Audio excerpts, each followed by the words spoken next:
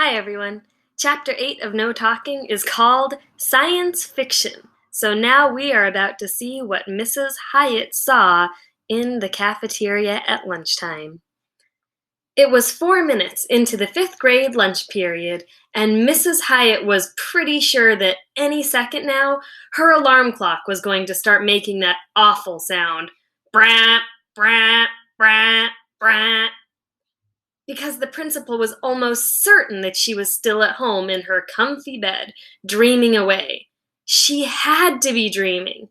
But no, she looked at her watch and it showed the same time as the large clock above the stage in the school cafeteria, 12:04. On any other day, Mrs. Hyatt would have already used her bullhorn at least once, because when half the fifth graders were standing in the food line and the other half were in the milk line or rushing toward their seats, there was always a terrific burst of yelling and calling out and wild chatter, sort of like feeding time at the zoo. Not today. There was no talking at all, not one word.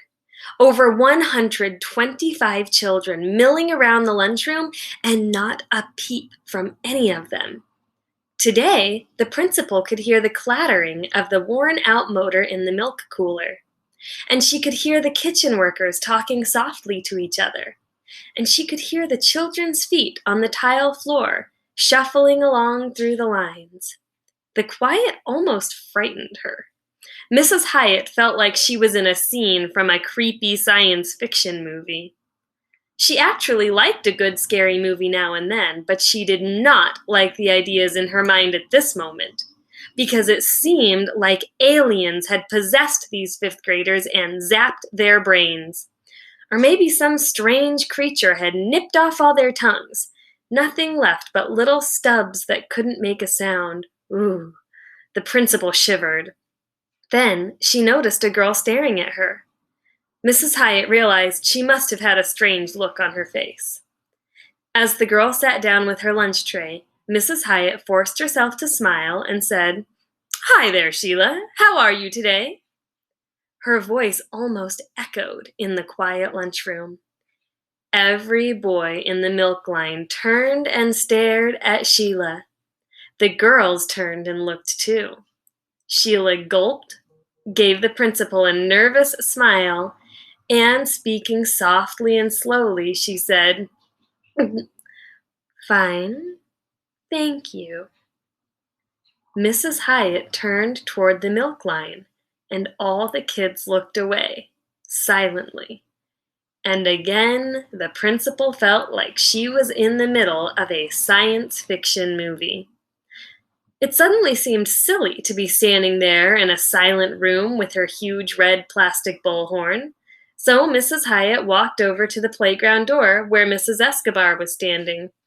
She tried to look as casual as possible, tried to act like it was perfectly normal for the lunchroom to be stone silent except for the clattering of plates and the squeaking of sneakers on the waxed floor.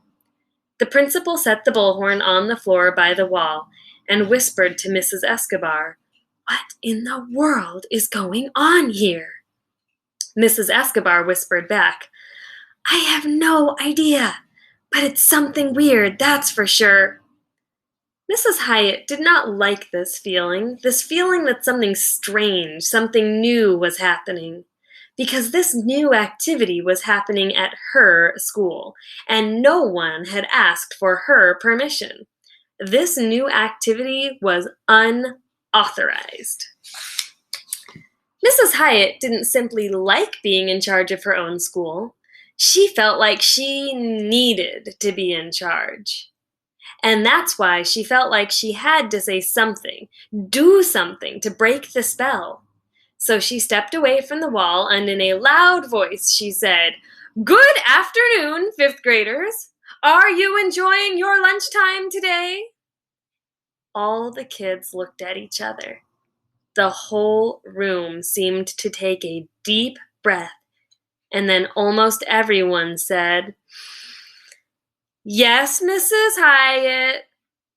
And then silence again. After an awkward few seconds, the principal said, It's so quiet in here today. I'm very impressed with your good behavior.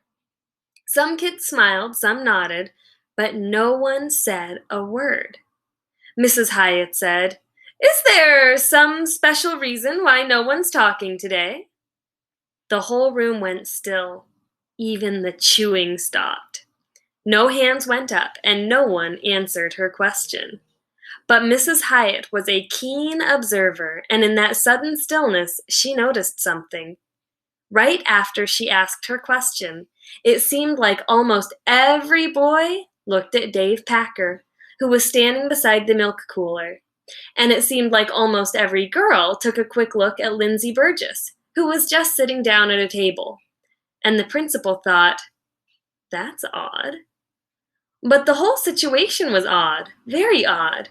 And now it seemed like the room was stuck in a complete calm, as if all the kids had even stopped breathing. Everyone was waiting to see what she was going to do next. After a few more seconds of suspense, Mrs. Hyatt cleared her throat and said, "Well, students, please enjoy the rest of your lunchtime." And the cafeteria came back to life, silently. So Mrs. Hyatt feels like she is in a science fiction movie. I have a writing idea for you.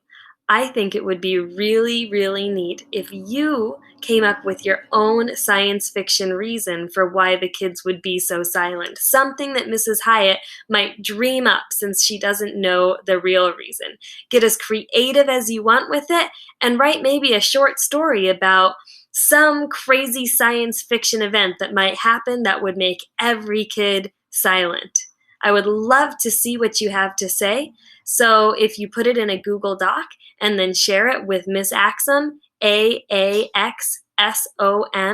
at psusd.us, that would be super cool. Be creative.